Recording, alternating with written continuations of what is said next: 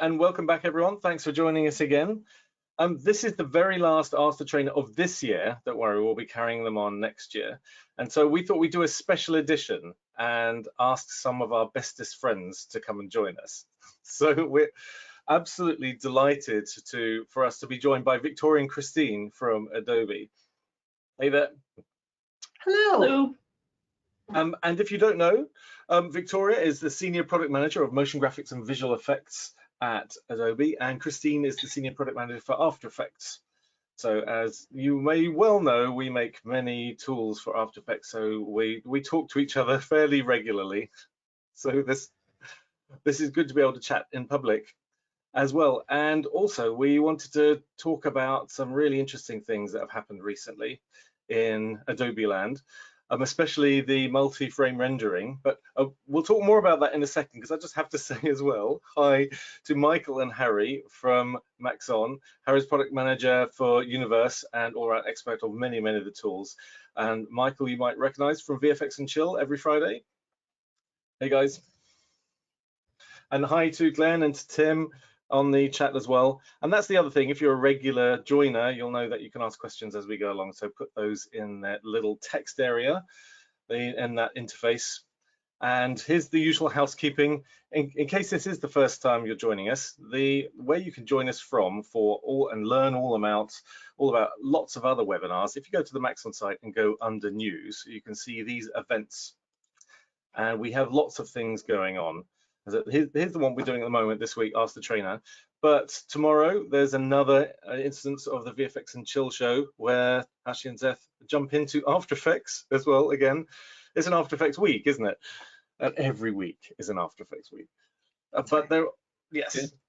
But there's lots of other events and webinars, and of course on Monday we carry on for the holiday session where we're looking at the asset browser in Cinema and teasing out some of the elements there that you can kickstart your 3D projects quickly. And then also composite multiple layers in Photoshop. We're heavily featuring Photoshop compositing on Monday with Dustin Valkamer. He's a fantastic trainer for doing that sort of thing. And also you can see all the recordings if you go to the Maxon Training Team YouTube channel. Just search for Maxon Training Team and his Monday's recording, for example. And also the Maxon YouTube channel has all the recordings for all the other stuff that we do, and then the VFX and Chill YouTube channel has all the VFX and Chill recording, etc. You're getting the point.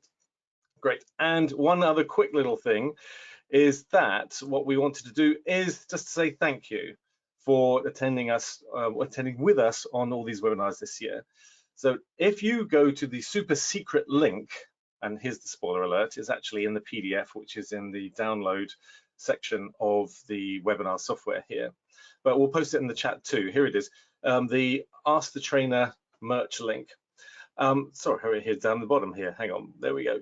And the important thing is that you get a free t-shirt if you do this. So you have to follow this link. And if you do that, there is a password to get into that area of the store, and the password is thank you.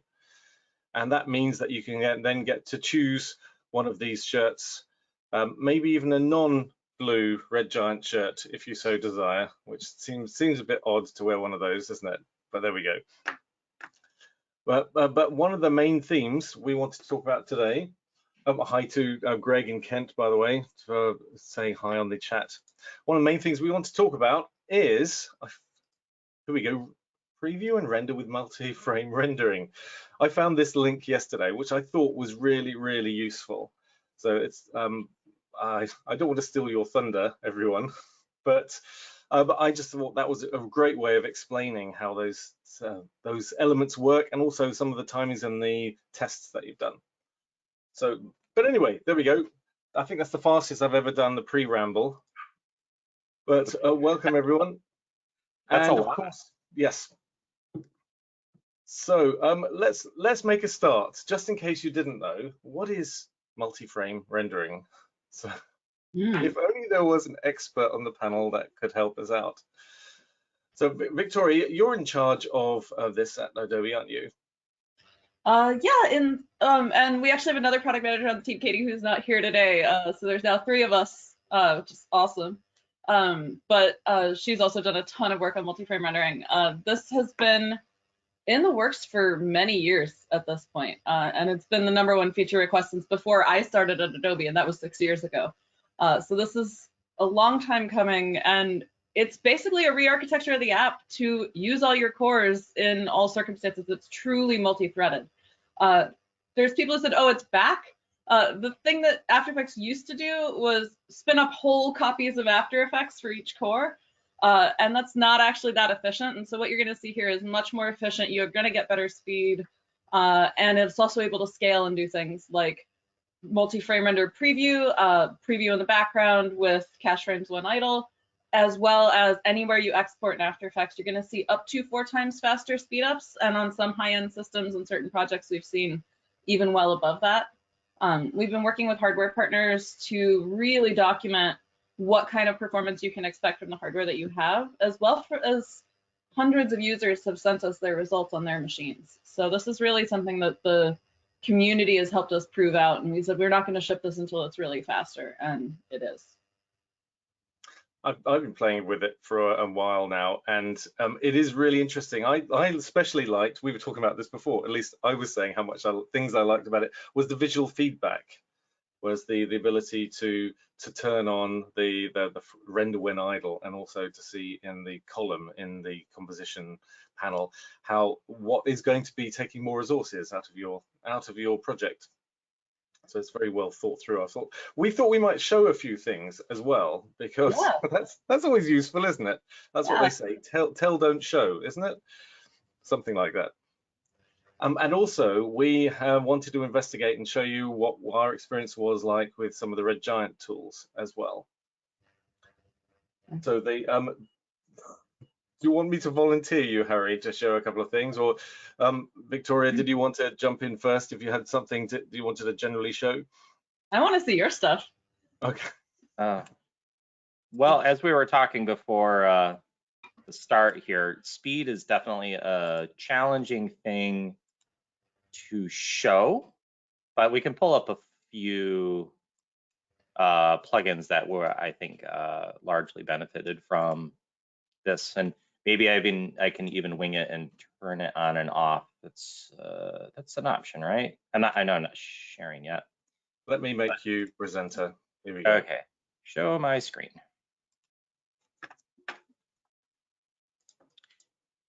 All right, so the last time I did benchmark testing on, so I work on the Universe stuff, right? So there's about almost 100 plugins in Universe. I think we're at 93 right now, and we should be hitting 100, almost 100 pretty soon.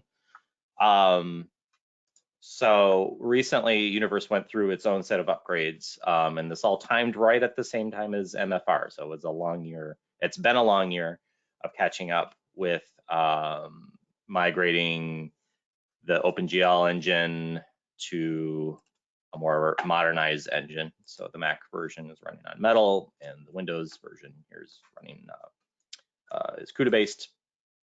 And one of the big differences we found when we moved to MFR is, I'm trying to reset this. Let me purge this so we can get an accurate representation of actual speed.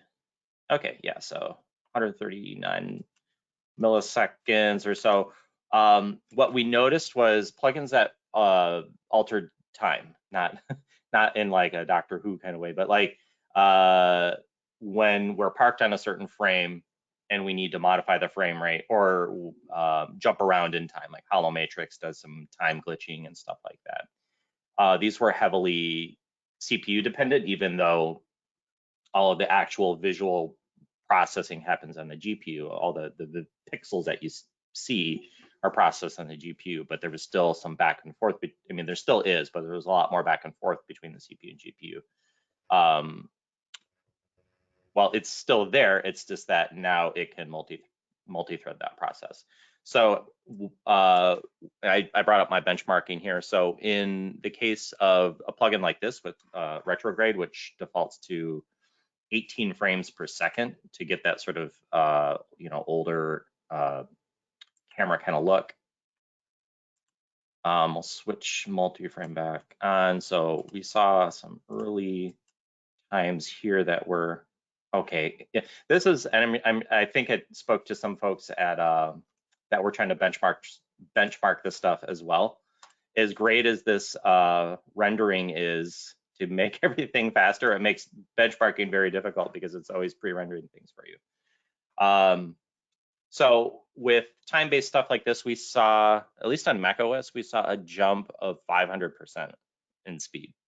500. Wow. 500, yeah, I know. That's the good case. Like, wow, 500%. This retrograde and hollow matrix too. Like I said, they both kind of jump around in time. Others not so much, but anything that touched time, where we're heavily kind of throwing back and forth between CPU and GPU, it was single threaded when it had to do that. So Harry, is that mostly to do with the fact that, forgive my ignorance, Victoria, as well, mostly to do with the fact that MFR is heavily centered on CPU processing rather than GPU? Yeah, multi-frame rendering is all about using all of your cores on your CPU, but we also use the GPU at the same time. So we're really trying to take advantage of your whole system. And that's the real goal of it, is to use the hardware you have today as efficiently as possible, making you faster on your machine, but on your current machine, but then also to make you even faster on the machine you buy tomorrow. So it's going to scale, it's going to use CPU and GPU as well as it can. And one of the nice things is also, if you have an effect that isn't yet supported, you have a plugin that hasn't been upgraded, it won't block everything else from being able to render on multiple cores. So you'll see a speed boost even there. So it's not something you have to switch on, is it? It's automatically just part of the system. Yeah, in fact, the main reason we left the option to turn it off in is so that you can benchmark stuff. Thank you, I needed that. Like, we all need to do that. And then the other thing that's in here is the option to render in the background. Like, while we're talking, if you have cache frames when idle enabled, this will just start previewing on its own in the background. And again, we have to turn that off to do testing, because otherwise, every time I go back to my machine, my stuff's already ready to preview.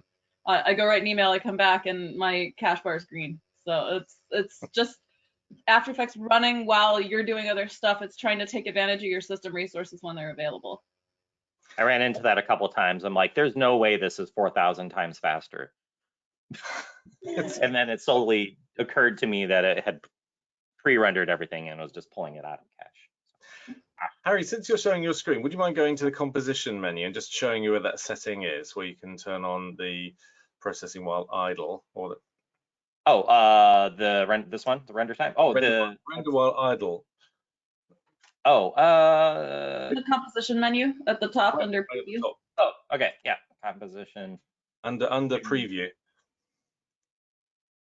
Preview, cache frames while idle, which apparently I have turned on. Is that turned on by default? It must be, because I've never accessed this menu ever in my life. Yeah, everything's on by default. This will run in the background. And it won't use your whole system. We automatically throttle it down to use about a quarter of your system resources. So if you're doing other stuff, it shouldn't totally take over. Oh, that's useful. That's handy to know. Because back in kind of CS6 time, you could set your composition to render in the background, couldn't you? And I think that was more heavy duty on the processing. That was a different thing where it was actively caching it, but it was a lot more of your system being consumed. And again, we had the thing where it would use all the copies of After Effects. It was kind of like building a whole new factory instead of adding more people to work on your assembly line and having like one employee in each factory. So this is just a lot more efficient, and it will give you much better results. And you can actually check with the render time settings. The composition profiler is super fun to play with too, because it can give you ideas about what's going on in your project and maybe places where you need to think about maybe there's another way to do this that's faster. And also, if you get a project from somebody else and you're like, why is this slow? You can just click the little snail now and it'll show you. And there's like snail, which is amazing. His name is Oscar. And in fact, I think Michael is one of the people who helped coin that name. Is it an abbreviation like Glowcat is, or is it just? No. So here's the thing. You know that when they serve snails in a restaurant, they want to call it snails because people will be like, ew, snails. So they call it escargot. And so Oscar helps you make your composition go. So Oscar go. Oh, brilliant. It's amazing. Stretch, but we'll take it. Definitely the dollar in the tip jar time for you, Michael. Well, when I click it now, I will definitely be saying Oscar go. Yeah, it's one of the coolest things that's ever come to After Effects is Oscar. Not just because of his cool name, but like the fact that you can use it to make things go faster is better. Very good.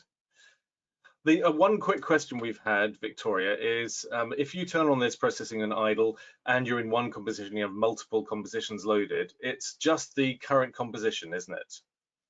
It is the current composition and any compositions nested inside of it. I have seen a couple folks recommend if you're going to be away from your machine for a while, just make a comp that's all your comps if you want everything to preview while you're away. So do that, go get a cup of coffee, come back, and everything's green. Wow. Pro tip. Yeah, very good. Just select all and throw everything in. Well, you have to get all of your comps into one place, but yeah. So that speed thing that you found was helping you, Harry, was mostly the time settings in things like Chromatic. Did you discover any other settings on your journey? Let me take a quick glance at my benchmarking stuff here. In the exciting world of Confluence, which is on another computer, so I unfortunately can't share it with you. But this is why it's fun to have Harry in any project, because you'll say, like, how come this thing is doing that? And he'll say, well, actually, and then he has a chart. A chart, or I'll pull up the code for it and fix it live with the person. You know, it's funny because beyond that, you know, beyond the time thing, there's no formula to say, oh, this type of stuff happens more quickly. On average, we saw, at least between the two computers I tested in our QE that did some testing for us as well, it was about 30 to 6, like some 37%, 39%, and then randomly one is 242%, which is chromatic aberration. That uses a number of chromatic loops in there, so it isolates different channels and then it does a procedure. It loops through. So that could definitely be part of that. So yeah, you know, it's the type of thing that's hard to write a story about. And I think we were talking about this before we went live of like, how do you market this? And it's probably not a very exciting discussion for the audience to listen to, but it's such a huge amount of work, right, to get this stuff working, both for Adobe and then, you know, to jump in on the back end and actually get everything to work together. And then it goes out, and then there's no actual visual change. There's no new, you know, there's no like new feature, or it's just everything still works. It just works faster. And that's a hard story to sell. Like, we can talk about new glows or new motion graphics tools or new text tool or new transitions or whatever. That's all easy to sell, but this kind of stuff is hard to sell, and especially when it's like, well, this one's 3% faster and this one's 500% faster. We can't really even point to it. It's just the different things that are going on. Like, some tools we have are using a drawing engine, right? Like the HUD components or anything that's just drawing vectors in the background. Those seem to have gotten a pretty decent speed jump. A big one actually was the camera shake, which is actually really a popular plugin. And again, if you enable motion blur, that needs to go ahead and behind in time to grab all those frames. And yeah, 40% speed boost on that one. The Puget Systems did it. Oh, sorry, Harry.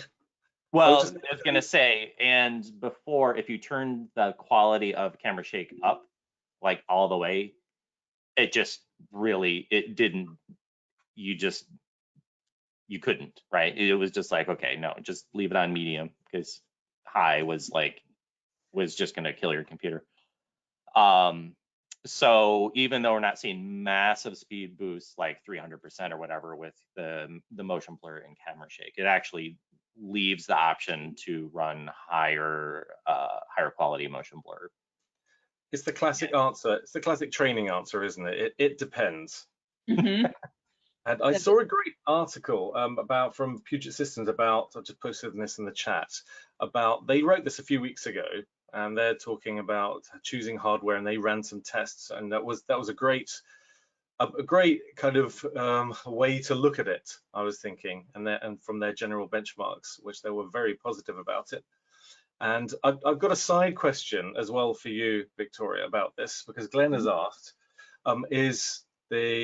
will the caching fill your cache drive? Yes, but the question really is there a way to set it to a more compressed format? That is not something that we have at this time, but it will use the same cache as any other preview in After Effects. That part is just like if you hit the spacebar for preview. And in fact, it will run multi-frame rendering, will run when you hit the spacebar as well. So if you hit the spacebar, if you do cache frames when idle, it's creating exactly the same preview. So that is just, that part should be no change. And I actually want to go back to something Harry said about it doesn't look visually different. We spent a lot of time on that, ensuring that. That was one of the things that was like, it absolutely has to look the same when you're using this. Your project can't shift visually. And that's a thing that takes a lot of work. The team touched something like 5 million lines of code, and there's so much going on in there. There's a thing we call dynamic composition analysis, where they ran simulated renders with all kinds of different hardware, all kinds of different projects, and so it'll adjust everything automatically based on your system hardware and the complexity of your comp. So you'll see the number of frames that are rendering at one time go up and down as you go through a project, as it gets heavier and lighter. All of that stuff is built in. You don't have to configure anything, but you can say, here's how much system I want to leave for not After Effects. But it's so much simpler to configure now because you don't actually have to do any of that setup. And I've been into many facilities where they don't encourage users to actually change the setup of the software, especially if you're a freelance coming in and sitting in on a desk for a day. They'd rather you left those settings alone. So it's good that does it automatically. Glenn's saying that this is the best story for me, and he's been waiting since 1998. You might need to upgrade your computer, Glenn. After Effects 4, maybe? Oh, that should be in the Christmas quiz, shouldn't it? What version was around? That might have been, who knows? That would have been 5. So by the way, you may have noticed Hashi has snuck in and joined us. Hey there, Hashi. How you doing? Hey, doing very well. Had a little time zone issue with my calendar, so I thought I had more time to join, but now I'm here. How's everyone doing? No worries. Looking great today. Wonderful. We've reminded everyone to tune in tomorrow to catch your VFX and Chill session. It is going to be, I think, at least a very silly one. It should be exciting. We are going to be trying to, we're working with Jordy from Cinecom.net, who is hilarious. And we are doing the production value on this. I feel like I'm not exaggerating, Seth. The production value on this is next level. Unnecessary is the right word. Unnecessary. 1000%. But I'm looking forward to it a lot, even if everything goes to hell. It'll be. I mean, if anyone saw our pre-Thanksgiving episode where we were inside the movie Planes, Trains, and Automobiles, we're not straying too far from that sort of idea. Yes, but I would still call it next level. And I think that, as far as I know, everything that we will be doing tomorrow are all things that we don't know how to do. It is 100%. Great for an hour-long live show. 2 hour long. Yes. We have 2 hours to destroy our reputations every week. VFX and Chill.show. It's a combination of unnecessarily silly things that we don't know how to do. You see, soon enough we'll need Victoria and Christine to join us, and then they can show us what we're doing wrong. That they'll say, why don't you use Never this do that. feature that we had teams of people work really hard to make work? There is no wrong way at After Effects. There are many paths. It's true. That might be the best thing Amen. about After Effects. I liked your tweet the other day, Victoria, about the different name or the alternative name for After Effects. Oh, what was I got this amazing cookbook from the 1950s, and there was a chapter title that was Essential Aftermaths. Essential After. Wow. That's got to be a panel somehow, somewhere. That is phenomenal. When I read that, I was sure you were meaning expressions in there, but otherwise it would be aftermath, I suppose. Oh, that And is it was great. After Effects. It was After Effects version 3 in 1998. Version 4 was launched in January of 99. And if you ever need to look this For up, anyone who was curious. yeah. Michael's pulling this all from his brain, by the way. It's all in here. It's on our Wikipedia page. It's up to date. It has all the food pun code names for every version. There's some good stuff in there. The newest one with amazing. multi-frame rendering is of course Cores on the Cob. Very It's important. gorgeous. I think I learned about this when at NAB where Michael was shuttling me around, and I completely failed to remember that he was the same person as the great Salazam that I followed on Twitter, who I also didn't realize was the same person who joined our team. I was like, who is this new guy? He's amazing. And he had years of memories with me. He came out of nowhere, except But it is Yeah, we went to secret pizza together. we did. Yeah. But I remember that was the first time that I had learned about the food pun naming conventions in the Adobe world. Which, There's an internal wiki with all the unused ones. wow. Adobe confidential food puns. See, Simon, why don't That's the information we why want to don't we have. so unfun? That's the information we want to have webinars about. Like, what are we talking about multi-frame rendering for? We want the internal wiki with the food puns. Yes. That actually was the stealth reason for this session. If we told you, we'd have to kill you, so we can't do that, I'm afraid. Sorry. Ah, Yeah. We do have a Okay. question that's come in from Sean about After Effects. Is there a way, perhaps a plugin, to rotate the axis of a layer to enable scaling along that axis, similar to local versus world in Cinema 4D? I think you can just change the 3D transform axis from local to world. I'm not sure if you need a plugin for that. I think you can just do that, but I think that changes the scaling as well. It's a good question. That might just change the gizmo. Christine, do you know? I was thinking using a null object, right? Like, because that way you could have two. You could, I mean, basically all layers have their own local transformations, right? So if you want a different set of transformations, you could just parent it. And every layer deserves its own null object, I think. That's just standard. They all need a parent. There. Yes, they all deserve a parent. That's standard After Effects practice. At least one. Sean's suggesting it needs to be a 3D layer as well. yes. Yeah. And I may have, let's see, am I able to share my screen? I can send the screen to you. Ooh, send the screen to me. Let me see if I can designate the right screen today.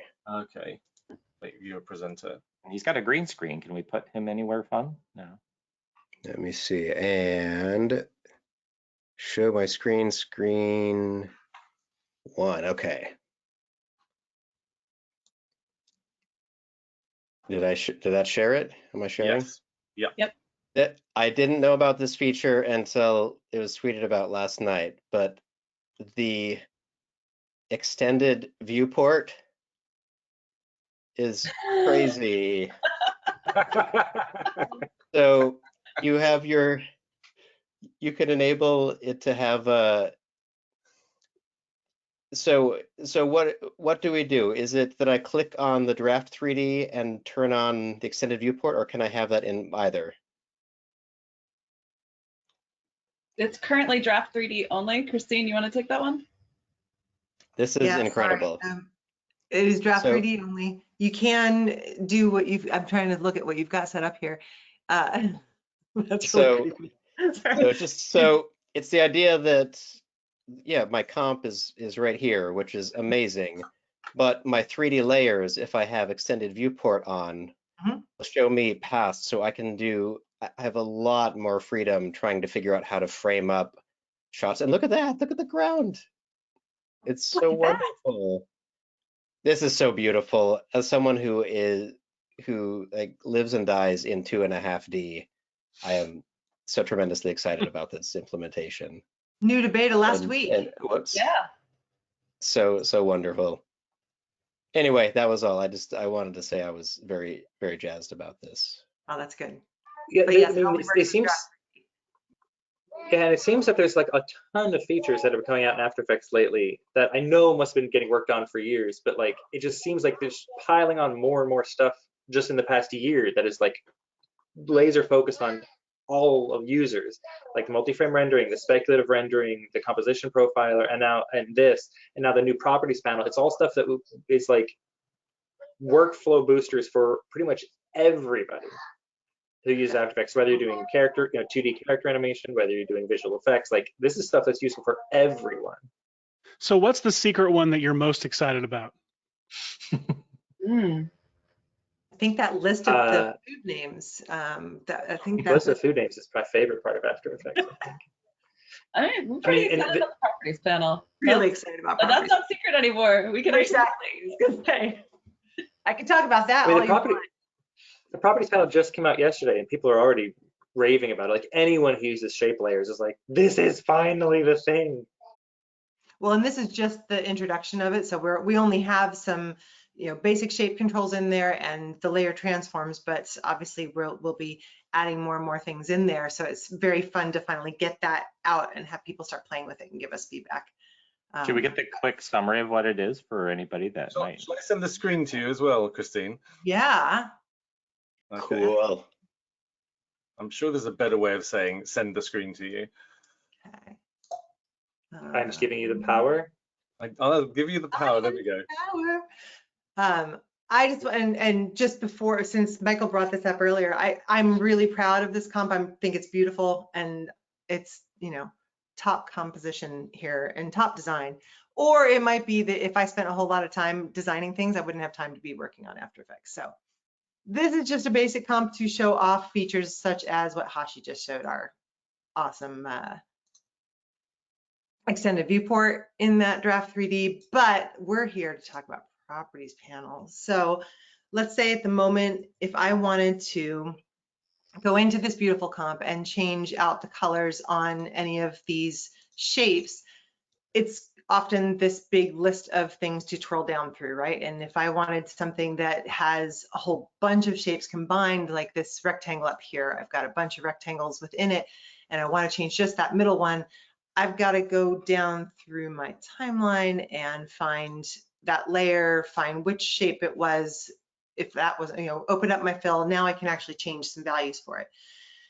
Instead of having to twirl through all those things, or if you're a brand new user coming into After Effects from something like Photoshop and don't even know to twirl through all those things, we have added also, as Hashi was saying, a long-time customer request, this properties panel over here, where if I now double select that, you notice I already have my controls pertinent to that shape right here, and I can go ahead and change any of my colors for it, the stroke, I can change my transforms specifically for that shape, or I can actually change it for the layer as a whole up at the top up here. And then one of the very nifty things about it is that you can multiple select as well. So if I wanted to change all of these, I can either go through in my composition and select them here, or I can also select them directly within the panel. Shift click does not work as of today, but we are working on that. Control click does, but I can also multiple select and change all of those in one go. And that's true with my layers as well. If I want to change the transforms on a few things at once, then I can select those and shift them together within this properties panel. So it's trying to keep some of the things that you're going to use the most often and need easy access to front and center and where you would hope to get them. That is phenomenal. Yay! That's We're really very cool. excited about it. And this is live in public beta now, so you can download the beta. Make sure you click check for updates first, because this just came out. Make sure you're getting the latest version out of the Creative Cloud app. But this will install the beta, and we should chat about if you're not using the beta, it installs right alongside your release version. You can move your projects back and forth, and we update every single day. So you're always getting access to latest stuff, but we really want your feedback on this. This is something where we've said, we're only going to ship this when users tell us it's ready. So that means we need you to try this out, go, this is working for me, this, I actually wish this was a little different. Like, that's what we need to hear so that we can change and iterate what's in this panel throughout the beta process. Where's the best place to find these things, Victoria, to both launch the beta and also to give feedback? Great question. So if you can pop up Creative Cloud Desktop app. I am just showing the After Effects. How do I change out? Let me stop showing the screen and share a different screen. If I can find it here, because that's a really easy answer, but it's easier to show it rather than say it. If I can find it, hold on, sorry.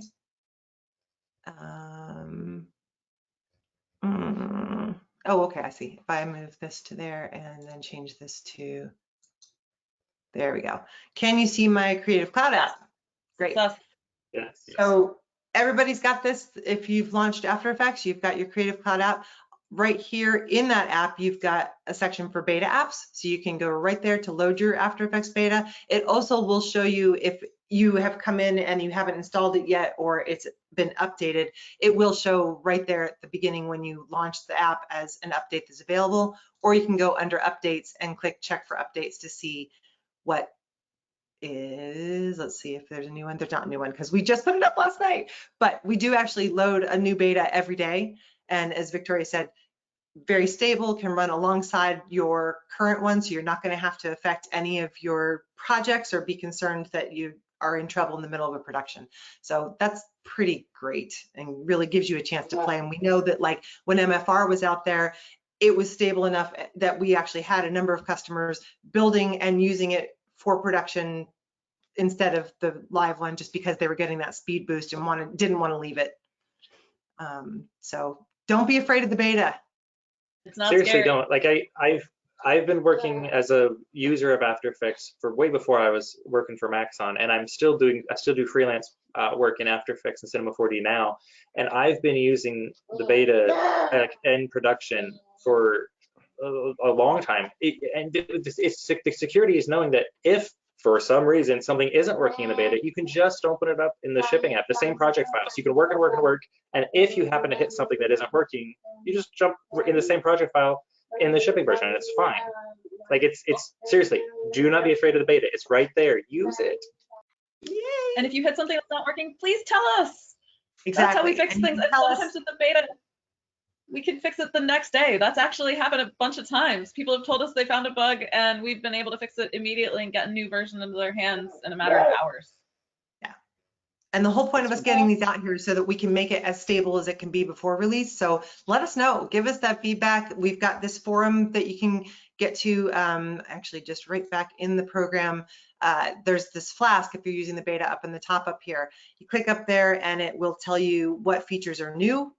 It won't for me because I already just looked at them and it actually it's smart enough to know that. It does have these rate features, which we would also love for you to go in there and let us know, is this ready for release? Is it not ready yet? Leave some comments on it. We've got 1, 2 right up there right now for properties panel and for the 3D bin icons for binning, which we can look at too if you like. But that's a great place to leave feedback or go to the forum. Talk to us, we will respond. Can you show the link to the forum in the help menu? Can over here. I can if I remember where it is. There we go. Provide. Online user forum Cool. or provide feedback. Either one of those will take you there, I think. I'm There still we go. reeling from the fact that you said we update this every day. Every Yep. day. Every day. Every These day. are our internal developer builds. We're just making them available to everyone. Well, for instance, like I showed you in here, right now, there is a bug where I can control click, but I can't shift click to select all of those. That's being worked on today and might go out tomorrow.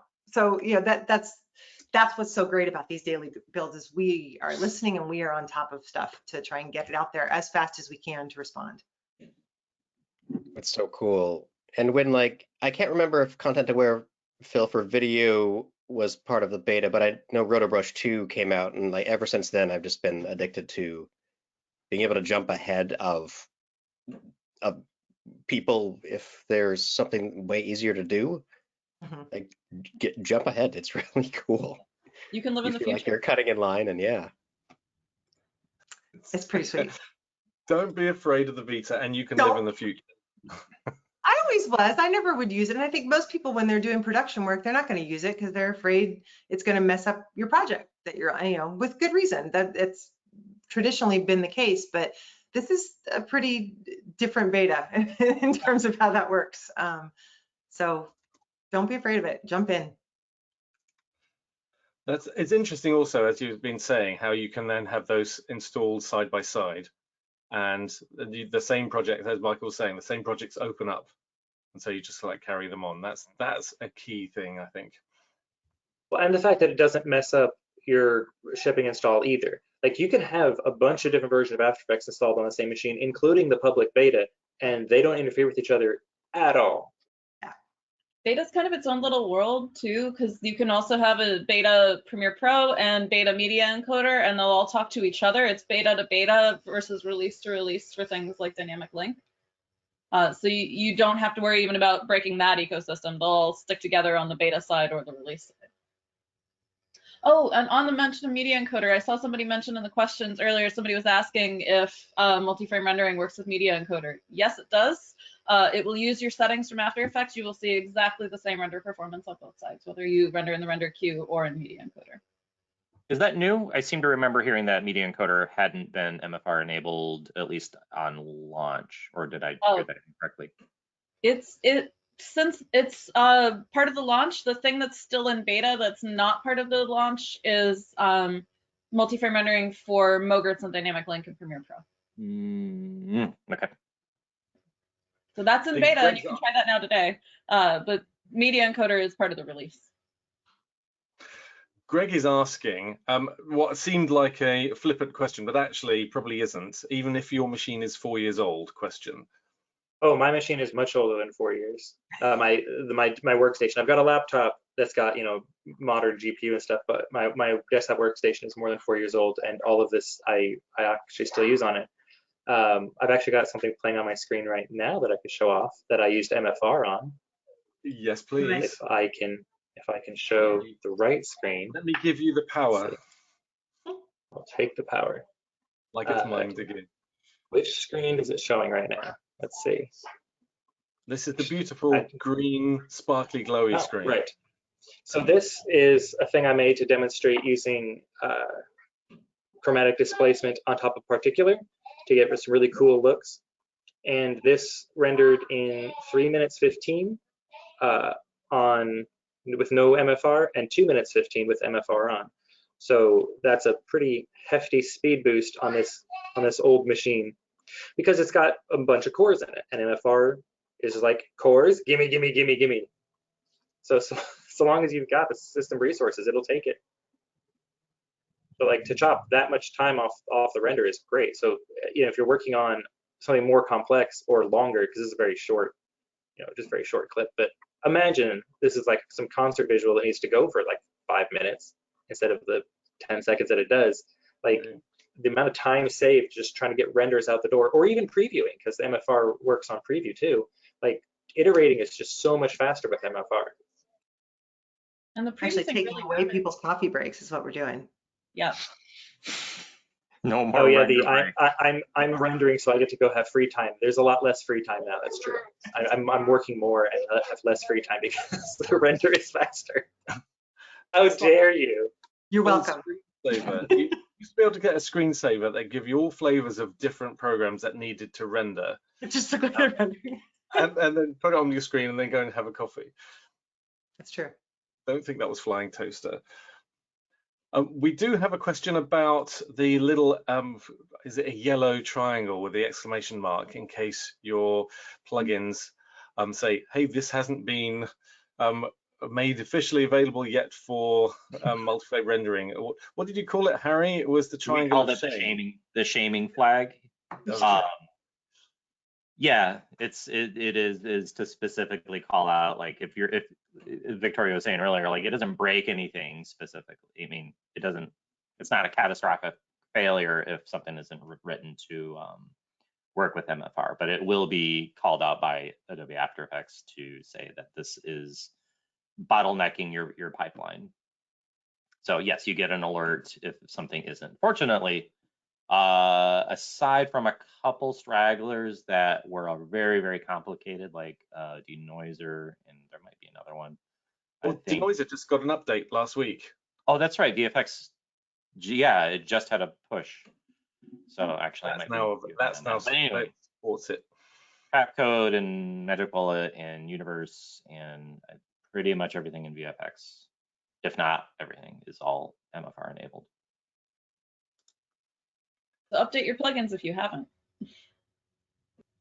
There's a nice handy thing called the Maxon app that's also recently been updated to 2.1 that has a very, very easy update button that tells you if you're one version behind. So that's as you say, Victoria, that's an easy one to do. And Glenn in the question is just saying, we're going back to not being able to go and have a coffee, remembering back in the days, go and play basketball or go to the movies. Go to the movies, that's a long render. Yeah. I remember like the days when it was an overnight, and oh my God, the catastrophic. All the time. You wake up and you're like, all right, I hope this worked. Especially and everybody's waiting on it. Yeah. Oh yeah. $400 an hour edit suite sitting there waiting for this. And I forgot to render. You want to overwrite the file? That's my favorite notification. I was going to say, speaking of waiting for a render overnight, now when After Effects is done rendering, my watch can tell me no matter where I am, because the Creative Cloud app will ping you. Like, that's a new thing. You can say, I want to be notified when this item completes or when the whole queue completes, and you can walk off and go get your coffee or whatever, and then it goes bling, and you're like, oh, back to my desk. Breaks over. Wait, what was that?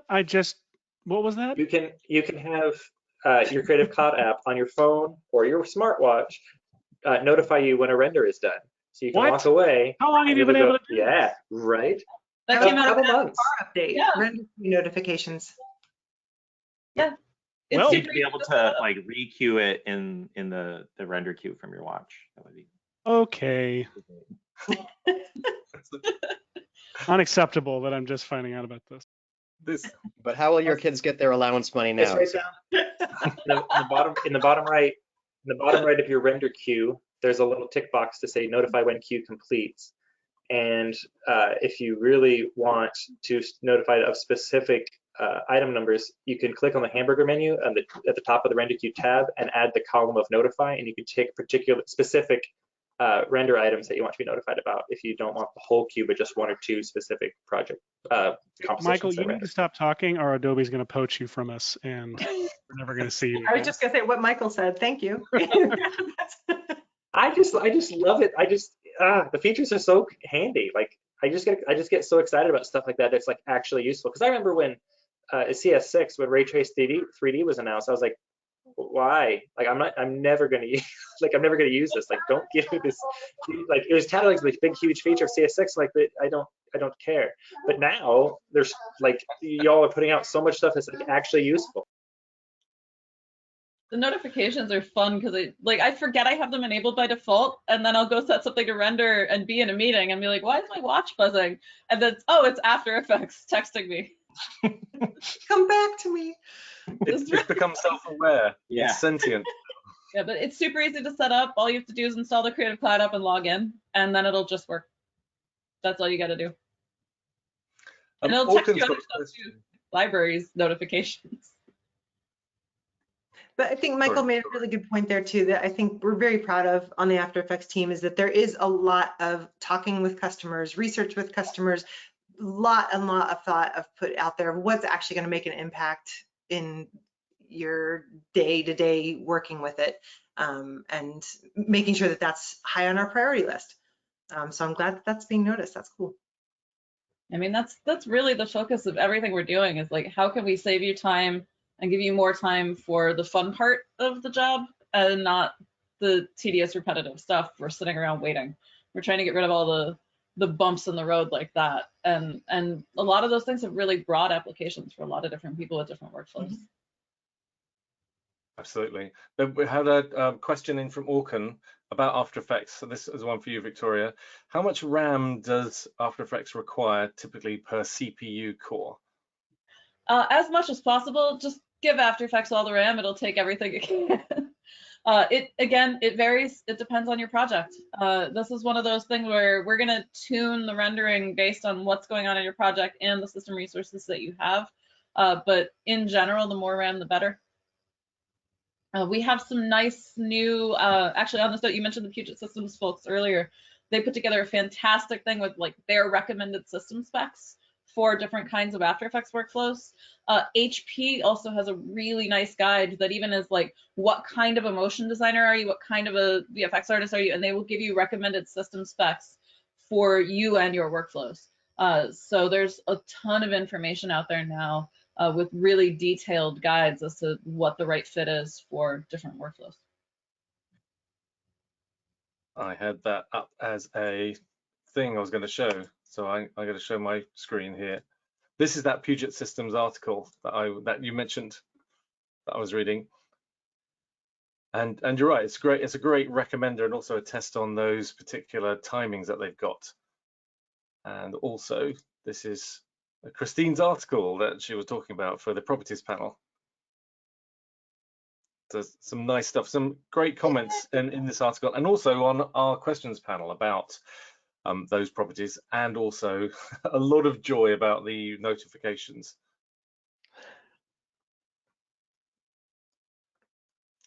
Cool. So we're fastly approaching. Oh, here we go. A quick question. I was going to say fastly approaching the top of the hour, so we're going to start to wrap up. That's a Cinema question. Peter is asking the way to import point cloud files into Cinema. Thank you for that, Peter. That's an interesting answer. Probably slightly longer than we have time for the rest of it. We'll get back to you on that. Training@maxon.net is a great way to just continue to ask us questions as well as on these sessions. But that's another it depends answer. So we've had all the answers. We've had it depends. How much RAM should I apply? All of it. And is that a new feature? The only other question is it being recorded? And yes, this session is being recorded. Was that a good segue? Could I then show you where the recordings go here on the YouTube channel for this? Silky smooth. Like butter. Yes, absolutely. And just a little reminder, if you're interested, tomorrow, please come along to VFX and Chill, where as Seth and Hashi and Michael mentioned, they'll be doing something unnecessarily silly that they don't know how to do. That's like the best description of our show I've ever heard in my life. It really is. Absolutely join, whether or not you know anything about visual effects or use any of this software. It'll just be a fun, silly time because you can suggest stuff and we'll do it live. It's still my favorite, the episode you guys did on Free Guy where you made Seth get hit by cars, but like, I actually showed that one to my kids. Boy. Then, yeah. You're in for it tomorrow. You're going to love tomorrow. Love to tune in. It might be seasonally themed, are you suggesting? Oh, yeah. More than somewhat. if you're home alone and One might wanted call it to watch a family comedy without the family, if without the. you catch our drift. My son Which read one- that on the poster as a family comedy without the comedy, just because he read it fast, and he was like, "That's really weird." Family. No, but if you're a fan of Macaulay Culkin, you might want to brush up on some of his early film work before you watch tomorrow's show. That's all it's saying. Nice. Absolutely. Just before we close out, we've got a last minute question in from Dean. This is After Effects one. Will there ever be an update to shape layers where you can option pick whip to another parameter in that shape layer to get a relative path? And posted an expression for it. That seems like a good feature request and a good point for us to mention user voice. Yep. Or you can also write those feature requests to that same forum we showed earlier too, as we're paying it. But yeah, write it up, feature request it. There's a send feedback link in the help menu. Post that on user voice. Other people can comment and vote it up. But we do read everything that's on there. We are tracking tons and tons of user voice threads. And we can't comment on everything. I wish we could. We're a tiny team, but there's so many good ideas on there, and that's another one that is worth posting. Yes, make sure if you haven't been to the After Effects user voice page, go there, because it's likely that someone else is wanting a feature that you're wanting, and you can vote for it, because the team, like, if nobody wants, like, they don't know people want something, why would they make it? So if you let them know what you want, so they can let them know what they want, so you let them know what you want so that they can make it. Like, I'm upvoting colored keyframes today because I want color-coded keyframes. Nice. I think that's like #1 at this point. That's definitely on the list. But #1 for a long time was multi-frame rendering, and we had a little team ceremony where we clicked the complete button on user voice together when it shipped. Well, since Michael is listened to, I'll give you Oscar. So perhaps that will be just for you, Michael, that new feature. Fantastic. We better wrap up now. So thank you everyone for joining us. Thank you for great questions, and thank you for your lovely comments about how you've enjoyed those, how you've enjoyed the email notification revelation, basically, or the text notification. So that's great. So don't forget, tune in tomorrow at VFX and Chill and catch the recordings on our YouTube site. But thanks again to everyone on the panel, especially thanks to Victoria and Christine for joining us today. We really appreciate it. And thanks for giving all that extra info. That's really useful. You betcha. Thank you too. It was so wonderful to see you both. Cool. Well, we'll see you on the next one of these. Thank you, everyone. All right, thanks. Good seeing you. Bye. Bye. Bye-bye.